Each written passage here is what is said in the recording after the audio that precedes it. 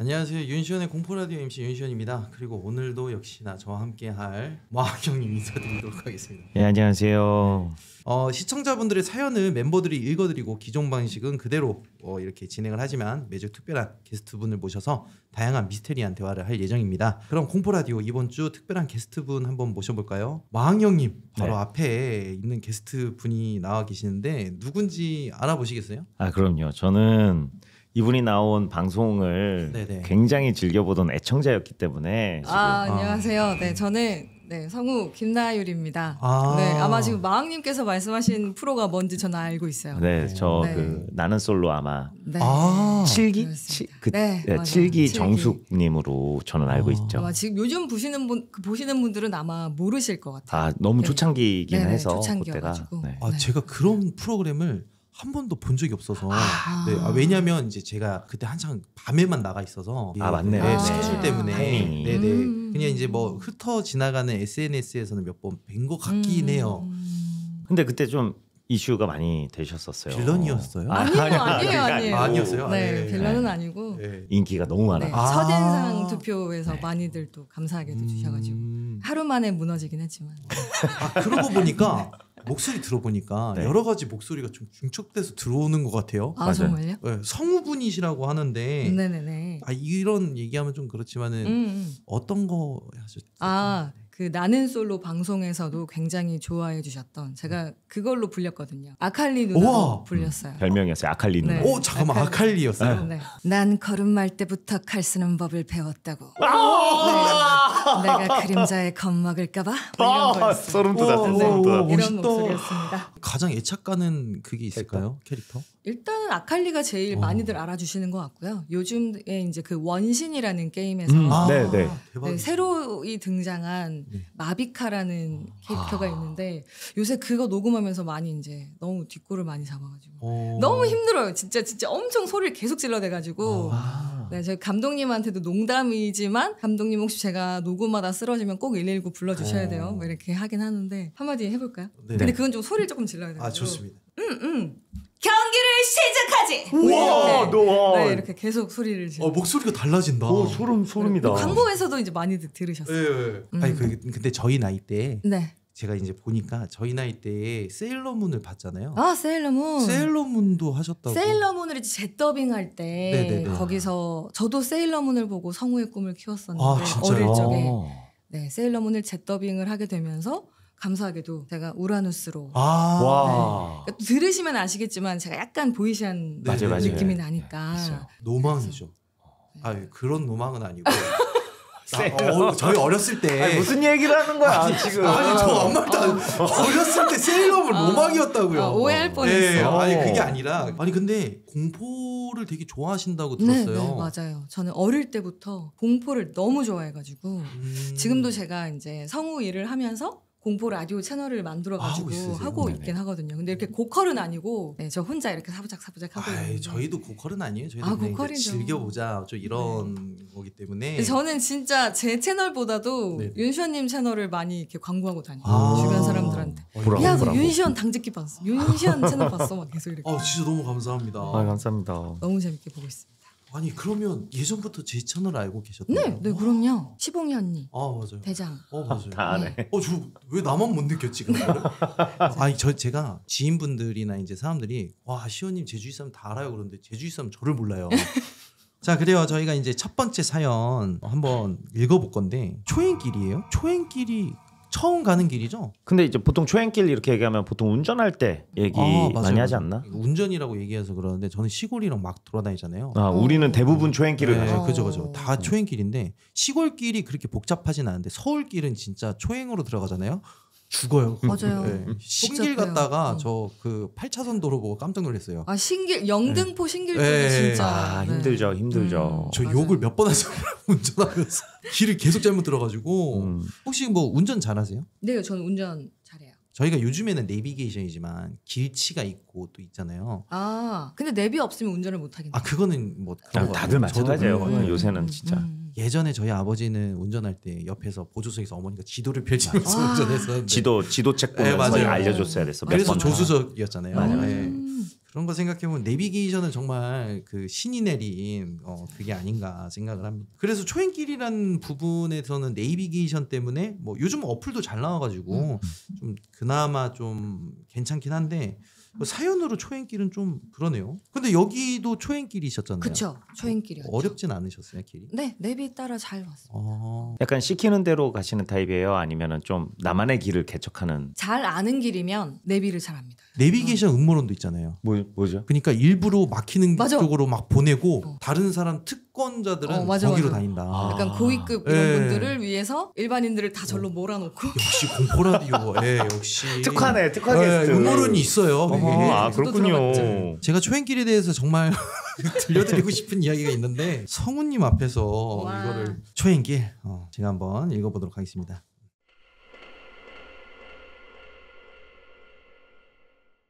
전 영업직이라는 제 직업상 원치 않아도 운전을 많이 해야 합니다. 출장도 많고 접대도 많은 편이죠. 하지만 꽤 적성이 맞아서 직업 만족도는 높은 편이에요. 연봉도 나쁘지 않고. 다만 운전은 늘 스트레스입니다. 재작년에 작은 추돌 사고를 겪은 이후로 운전에 대한 거부감이 조금 더 늘었죠. 그런 저에 대한 사정을 아는 팀장님과 함께 출장을 갈 때면 대신 운전대를 잡아주시곤 하여 괜찮았지만 사실 혼자 출장을 떠날 때가 더 많았습니다. 특히 장거리 운전, 초행길 운전을 하고 오면 다음날 극심한 근육통을 달고 살아요. 덕분에 전 늘 근육 이완제를 챙겨 다니죠. 피로회복제 마냥 먹는 편입니다. 그날도 그런 하루였어요. 납품업체와 미팅을 마치고 돌아오던 밤, 다음날도 인근 지방에서 연달아 미팅이 있었기에 차라리 저는 미리 근처로 가 숙박하기로 하였습니다. 지방 출장을 많이 다녔어도 초행길은 늘 헤매는 편이라 내비에만 의존하고 운전을 했어요. 휴게소 한번 가지 않고 장시간 운전을 하였더니 슬슬 졸리더라고요. 하지만 고속도로를 빠져나와 좁은 시골길 국도를 달린 지 한참이었어요. 가로등 간격이 멀어 도로가 제법 어두웠습니다. 중간중간 하이빔을 켜 차선을 확인해야 할 정도였죠. 그렇게 집 한 채 보이지 않고 가로수길만 길게 늘어진 시골길을 얼마나 달렸을까. 1차선이라 어긋날 길도 없는데 갑자기 내비가 경로를 이탈하여 다시 재검색을 한다는 겁니다. 이럴 때 있어. 예상 도착 시간이 겨우 8분 남짓이 남았는데 길을 잘못 들은 것이라면 시간이 늘어날 확률이 높아 순간 짜증이 치솟더라고요. 가뜩이나 운전을 좋아하지도 않는데 그날따라 외부 미팅도 많아 시간에 쫓기다 보니 밥도 제대로 못 먹고 일만 했던 터라 피로도가 상당히 높아지고 있던 차였습니다. 아니나 다를까 다시 알려준 길은 꽤나 멀리 돌아가는 길이었습니다. 아무래도 숙소에 들어가자마자 자야 할 것 같은 느낌에 지나가다 아무 가게나 보이면 들어가서 밥을 먹어야겠다 생각이 들었습니다. 그렇게 주변을 둘러보며 운전을 하는데 이 한적하고 어두운 도로에 한 어르신이 갓길로 걸어가는 모습이 보였습니다. 밝은색 의상을 입고 계셔서 눈에 띄셨어요. 저는 잘됐다는 생각이 가장 먼저 들었습니다. 근처에 갈 만한 식당이 있는지 물어볼 수 있는 기회였으니까요. 저는 천천히 속도를 줄이며 어르신 곁으로 다가가 창문을 열었어요. 그런데 제 차의 인기척을 느끼신 것인지 어르신이 슬쩍 옆을 돌아보셨습니다. 어르신은 오래 걸으신 탓인지 숨을 좀 가삐 몰아쉬고 계셨어요. 어르신, 저 길 좀 물을게요. 혹시 이 근처에 갈 만한 식당이 있나요? 어르신은 잠시 제 얼굴을 뚫어져라 바라보시더니 고개를 저으셨습니다. 시골은 해가 지기 전에 문을 다 닫죠. 아, 그렇겠구나. 제게 답을 해주시곤 다시 걷기 시작한 어르신의 뒷모습이 꽤나 지쳐 보였어요. 이상하게 평상시 잘 하지 않던 오지랖이 그날따라 발동이 되더군요. 어르신, 어디까지 가세요? 길이 너무 어두워 위험한데 댁 근처까지만 모셔다 드릴게요. 괜찮아요. 그 괜히 돌아가지 말고 이 길로 쭉 가다가 작은 다리가 나오면 그 다리 건너 돌아가지고 큰 길로 가요. 이 좁은 길로 쭉 가면 오늘 내로 도착을 못해. 길이 비슷해서 사람들이 다 헤매거든. 아, 네. 그렇게 알려주신 방법으로 갈게요. 그럼 그 다리까지만이라도 타세요. 여기 가로등도 없어서 위험한데. 낯선 사람이라 경계를 하시는 건지 잠시 고민하던 어르신이 차 뒷좌석에 올라타셨습니다. 조수석은 제 개인 짐으로 어수선해서 저도 그 편이 편했고요. 그럼 심세 좀 집시다. 내비보다 동네 어르신의 말이 더 정확하겠지 싶어 저는 안내받았던 작은 다리를 찾아 운전하기 시작했습니다. 뒷좌석에 앉은 어르신은 점잖고 말이 없으셨어요. 체력이 약하신 편인지 차를 타시고도 계속 숨을 몰아쉬는 그 모습이 조금 힘겨워 보였습니다. 저는 어르신이 괜찮은지 여러 번 백미러로 확인해 보았지만 가만히 창밖만 조용히 응시할 뿐 큰 움직임이 없으셨습니다. 제가 여러 번 말을 걸었지만 어르신은 조용히 대답만 할 정도뿐이고 그다지 대화를 즐기는 편이 아니신 것 같았어요. 하지만 그런 과묵하신 분도 가족 얘기에는 스스럼 없이 대화가 풀렸습니다. 그런데 이렇게 어두운 길을 늦게 다니시면 집에서 걱정하지 않으세요? 그러게요. 왜 하염없이 기다릴 텐데 저녁이나 챙겨 먹었을지. 아내가 허리를 다쳐서 걷지 못한 지가 꽤 됐거든요. 아이고 빨리 들어가셔야겠네. 그냥 제가 댁까지 모셔다 드릴게요. 아, 괜찮아요. 저 앞에 다리 보이죠? 집이 저기서 멀지가 않아요. 어르신이 가리키는 방향을 보자 정말 작은 냇가를 잇는 다리가 보이더군요. 그리고 저 멀리 2층 양옥집으로 보이는 집 한 채에서 하얀 불빛이 새어나오고 있었습니다. 다리 건너서 좌회전을 하면 그 저수지라서 길이 없어요. 그러니까 우회전해서 큰 길로 나가요. 산골 하나 넘으면 그때부터는 뭐 찾기 쉬울 거예요. 아까 지나던 그 좁은 길은 다음에는 웬만해서는 다니지 마세요. 어르신 동네라 그런지 길들이 훤하시네요. 덕분에 저도 잘 도착하겠어요. 그런데 차에 탄 지 한참이 지났는데도 어르신의 가쁜 숨소리는 끝내 가라앉질 않으시더라고요. 걸어서 숨이 차셨던 것이 아니라 호흡질환이 있으신가 보다 싶어 저는 슬쩍 물어보았어요. 어르신 건강검진은 받으셨어요? 숨 쉬는 게 많이 불편해 보이세요. 소용없어요. 폐가 많이 다쳤거든. 아이고 이런 건강하셔야죠. 어르신이 건강해야 집에 계신 어머님도 챙기시죠. 그러게요. 그래서 어쩐지 용서가 안 되네요. 네? 다 왔네.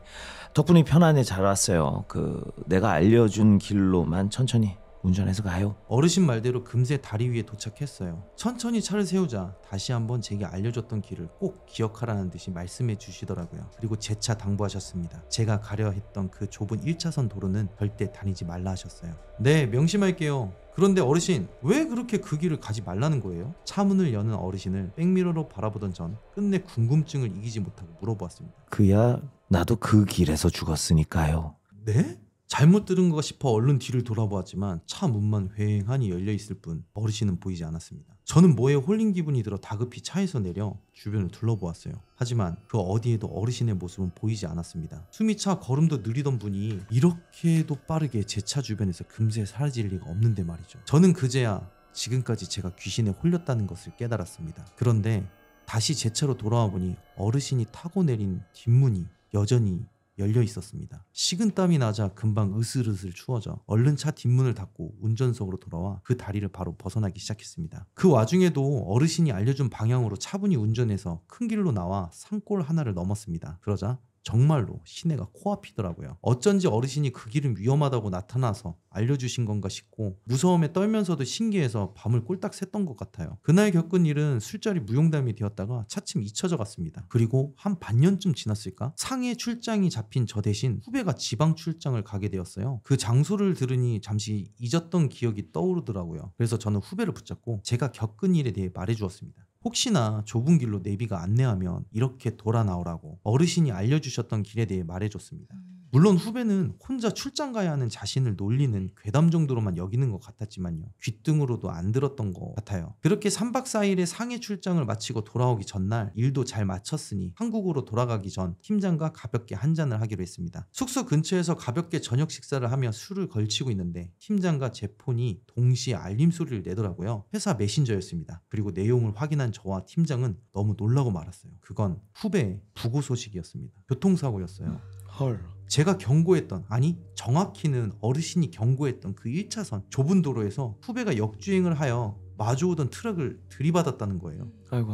무슨 정신으로 한국에 돌아와 후배를 보냈는지 모르겠어요. 제 당부를 무시한 후배에게 화가 나기도 하고 불쌍하기도 하고 슬프기도 하고 참 양가 감정이 들더군요. 한 번은 어르신의 사연이 너무 궁금하여 그 지역으로 출장을 갔을 때 다리 옆 양옥집을 무턱대고 찾아간 적이 있습니다. 그곳엔 정말로 허리를 다쳐 거동이 불편하신 노모 한 분이 살고 계셨어요. 제 이야기를 대신 들어준 요양보호사가 말씀하시길 할아버지가 할머니의 약을 타러 가셨다가 난폭 운전을 하던 차에 치여 돌아가셨다고 하더군요. 폐를 크게 다쳐 소생하기 힘드셨다고 해요. 교통사고로 한해 맺힌 영혼이 얼마나 많겠나 싶지만 전 어르신에게 도움을 받은 입장으로서 더더욱 안타깝고 슬픕니다. 제가 만났던 그 어르신은 정말로 정깊고 아내를 사랑하던 분이셨어요. 말투와 행동도 품격이 있으셨죠. 혹시 여전히 그 길에서 아내에게 돌아가기 위해 하염없이 걷고 계신 건 아닌지 걱정이 됩니다.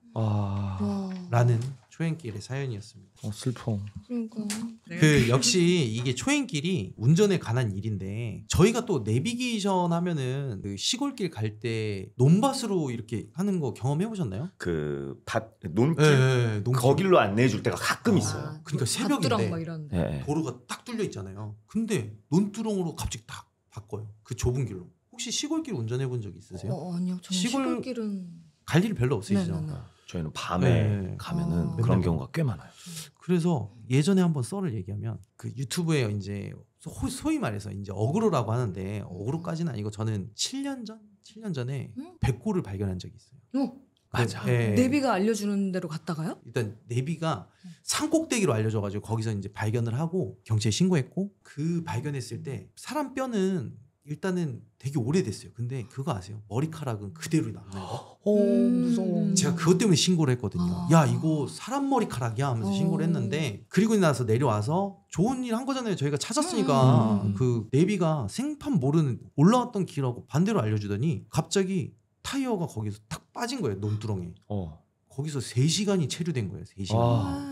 보험차도 못 들어올 정도로 굉장히 좁은 길이었거든요. 아. 그때 빠져가지고 이게 무슨 짓이냐 제가 이제 좀 하늘에 대고 얘기를 했거든요. 어. 좋은 일 했는데 왜 내 바퀴를 왜 빠뜨리냐. 혹시 발견하지 못한 다른 게 또 있었나? 옆에 또 있었나? 그거 생각 못했어요. 나는- 구덩이가 되게 나는 많았어. 약간 이런 느낌. 맞아. 그랬을 수도 있네. 응. 그래서 그래.